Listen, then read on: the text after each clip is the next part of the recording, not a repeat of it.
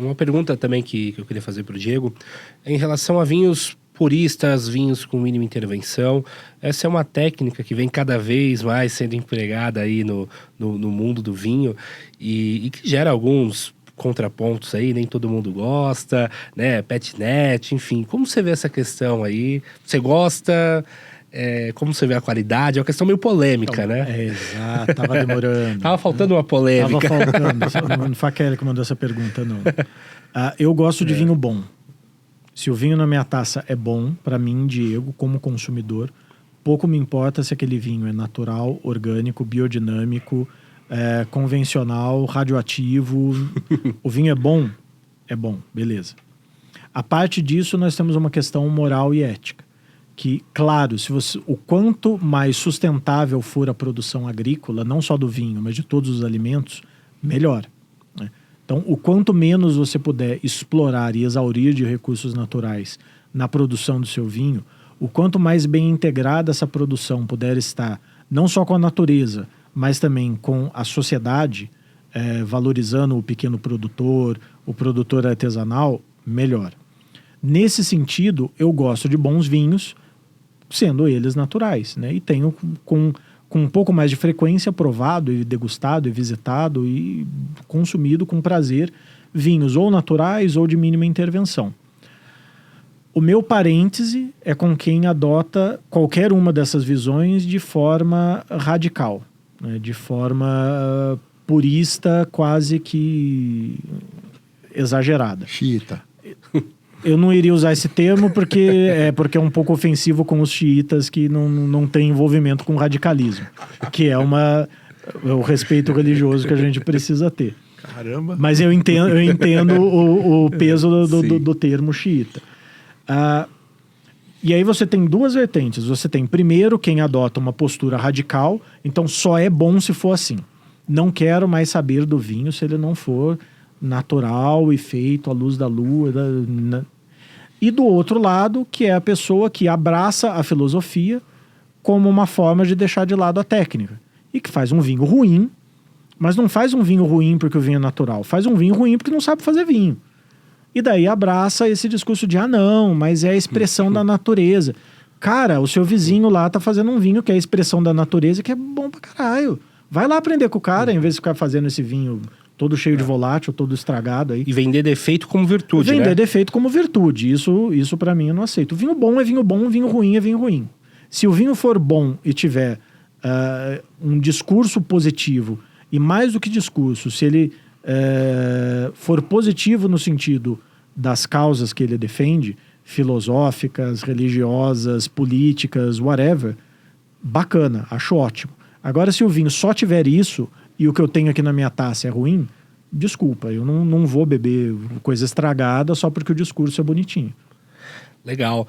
E eu queria tocar num ponto também aqui, trazer um exemplo que eu tive na aula de enologia, né? Na verdade, numa aula de irrigação e drenagem com um professor que era da parte agrícola, né? Que é o Leonardo Azevedo.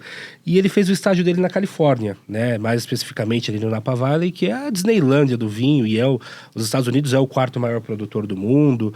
E o Napa Valley, assim, é realmente uma indústria fortíssima na produção de vinho. E ele fez um estágio numa vinícola lá e ele contou para nós uma história que era muito interessante, para dar um exemplo lá de irrigação e drenagem, de um produtor novo que comprou um terreno lá, né, uma fazenda, e começou a implantar um vinhedo. E o vizinho dele do lado já era um produtor que a família estava lá há mais de 100 anos, produzindo e fazendo vinhos na região. E ele falou que vez ou outra esse vizinho vinha lá e falava, olha, você está tratando o solo desse jeito, aqui a gente não trata o solo assim, a gente faz de uma outra forma. Aqui dá mais resultado se você fizer da outra forma. O cara olhou, analisou, enfim, né? Ouviu, não deu muita bola, seguiu em frente. Depois veio a implantação do vinhedo. Olha, você está implantando o vinhedo dessa forma, você está colocando esse espaçamento entre plantas, mas aqui a gente utiliza um outro espaçamento. Esse outro espaçamento dá mais resultado aqui. O cara, porra, de novo, né, meu? Caramba, o cara vindo aqui, dando pitaco na minha produção. Depois de um tempo, próximo ao período da colheita, o cara foi de novo e falou, pô, você já vai colher a tua uva? Aqui a gente colhe um pouco mais para frente, porque pode estar chovendo aqui uns 2, 3 dias, mas depois vai fazer um período de sol, que é histórico aqui na região, e você vai colher ela mais madura, mais sã, e você vai ter mais resultado. E o cara falou assim, pô, por que você está querendo me ajudar tanto? Né? Dando palpite, dando opinião aqui na minha produção. Nós somos rivais, né? O nosso vinho vai competir no mercado. E o cara falou, pô, aí é que você se engana. Primeiro, se você for parar para pensar, você tem vários países no mundo produzindo vinho. Então, primeiro, um consumidor, ele vai ter que escolher comprar um vinho americano. Depois, dentro dos Estados Unidos, você tem o Oregon produzindo, você tem Washington, você tem Nova York, você tem uma série de lugares produzindo, ele vai ter que escolher um vinho da Califórnia. Depois que ele escolher um vinho da Califórnia, dentro da Califórnia você tem várias regiões produzindo. Ele vai ter que escolher um vinho do Napa Valley. Dentro do Napa Valley você tem várias regiões, você tem várias denominações ali produzindo. Ele vai ter que comprar da nossa DO. E depois da nossa DO, aí que ele vai escolher se ele vai comprar o meu vinho, o seu, do vizinho ali do lado. Então, se o seu vinho for bom, ele vai ajudar a fortalecer. Ele vai levar a nossa região. Ele vai fortalecer a nossa DO, a nossa comuna, o Napa Valley, a Califórnia, os Estados Unidos e o vinho americano. Que sabedoria, hein? Então, e aí o cara falou... Quando um ganha, todos ganham. E não à toa, você está falando de uma das regiões que mais produzem vinho no mundo e que tem, assim, um mercado fortíssimo. Então, acho que essa lição precisa ficar um pouco para o produtor nacional também, Sim. né? De união. Do trabalho coletivo, Exato. né? E até entre setores, né? Eu acho que tem uma rivalidade muito grande, por exemplo, entre sommelier e enólogo, e eu acho que isso mais depõe contra o setor do que ajuda. Então, um depende do outro, e quando você entende isso e tenta trabalhar de uma forma conjunta, você tem um resultado muito melhor. Justamente, né? O segredo é a união do setor. Bonita historinha, hein? Oh, essa dá um corte bacana. Dá um corte. Fica aí já a dica para você que trabalha com vinho no Brasil, se inspirar aí na historinha do Vini.